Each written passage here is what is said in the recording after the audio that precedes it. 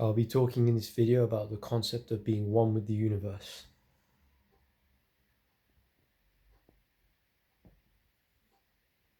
In this video, I wanted to talk about one passage from uh, a Taoist master's discussion and um, some Sufi text by Ibn Arabi called Know Yourself, and some more thoughts about this concept of being one with the universe. Some part of what I'm saying is planned, and some part I'll see what I feel like saying. A Taoist master asked his students, "Why, when you let go, does everything happen by itself?"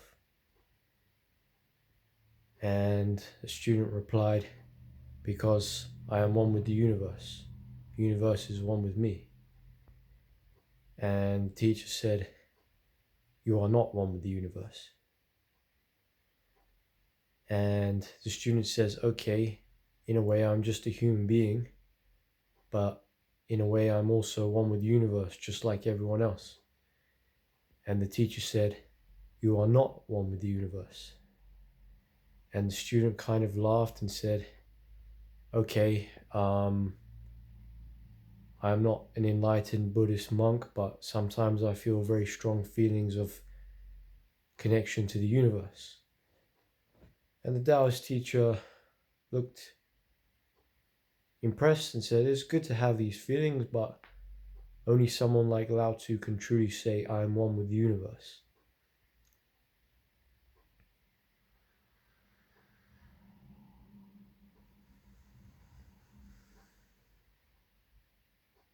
So, in this discussion, there is an emphasis on a teacher trying to point out that if you believe that you are one with the universe, this may not be necessarily a healthy paradigm. This may not actually be true oneness. This may not be harmonious and natural attitude, and in many respects it's just not true. And there are many cases which is true and healthy, but to go into some of the aspects, when a person says they are one with the universe, what do they mean exactly? One could say, one could ask people, do you choose who you have attraction, or do you choose who you have lust, or what your thoughts are going to be? And some people will reply, no, no, I don't choose. And yes, in a way you can choose and focus, and in a way you don't have much choice.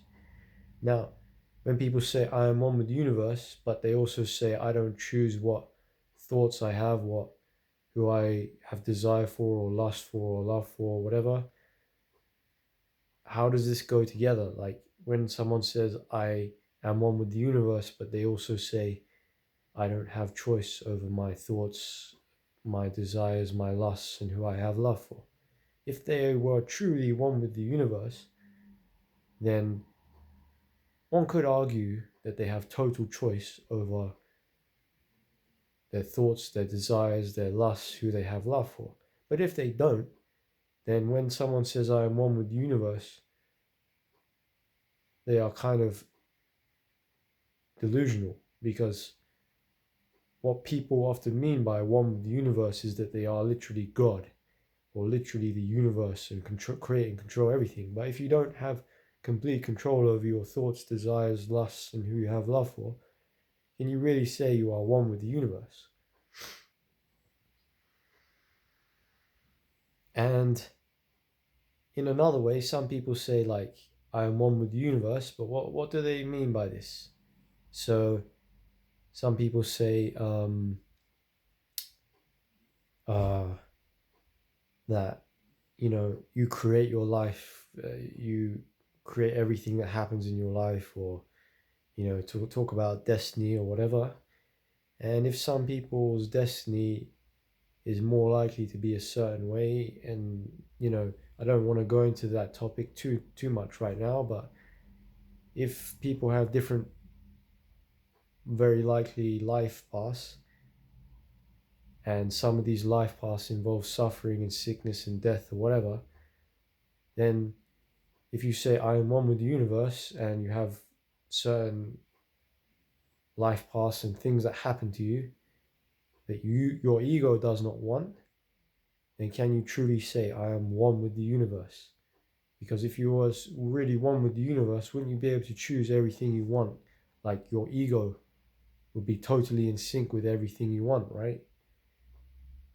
So when someone says I am one with the universe and I don't need to do anything, does that include like controlling, like let's say someone has dark thoughts or very lustful or greedy thoughts or whatever, and then someone says all my lust and greed and dark thoughts is just God.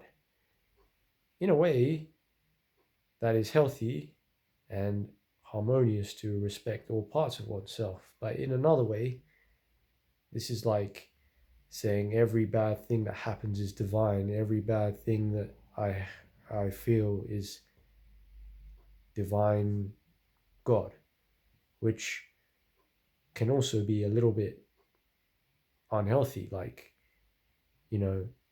So I just wanted to talk about this. There's a text I've been listening to on the internet. Ibn Arabi, a Sufi mystic, he wrote a text called Know Yourself, and it's very deep and profound, and it really points to oneness with God. And there's many truths in it.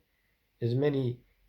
I think it's actually very healthy to focus on this topic, because when religions, they have many good aspects to it, but when religions focus too much on God being outside of oneself, then what happens is that people start to become disempowered and think that they are um, separate from everything, and they feel like they are heavily reliant on scriptures and books and religious authorities to tell them what to do and who they are.